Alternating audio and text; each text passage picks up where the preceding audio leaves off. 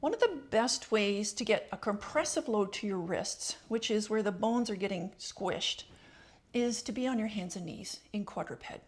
And you might be asked to be on your hands and knees during a yoga class or a Pilates class or a restorative exercise class, or maybe you're just crawling around on the ground with your grandkids or your dog or cat.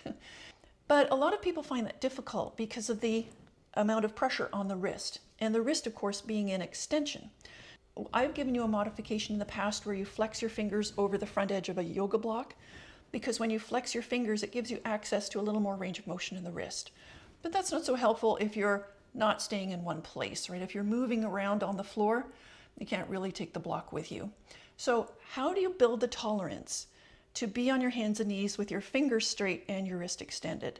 I've got the exercise for you. So I'm going to place my hand up against the wall. Now, if I start with my hand directly opposite my shoulder, I'm already in 90 degrees of wrist extension, which might be too much. So the way to fix that is just to slide the hand up the wall. Then you'll see you're coming out of that extension there. So obviously the further up you go, the less extended your wrist is, so you can kind of match it to your current ability. I'm going to start right about here. And then I'm going to take the other hand and grasp my forearm just above the wrist lightly and press the heel of the hand into the wall with this hand. I'm going to press the heel of the hand into the wall. And with that pressure, I'm going to press then the knuckles into the wall and then the fingers into the wall. Elbow is straight. I'm going to hold that pressure for about 15 seconds. And one of the ways you can test this is just to take your hand and try to pick your fingers up off the wall. They should be pressing quite hard. So if you can lift your fingers, see if you can press harder. Push, push, push. There we go.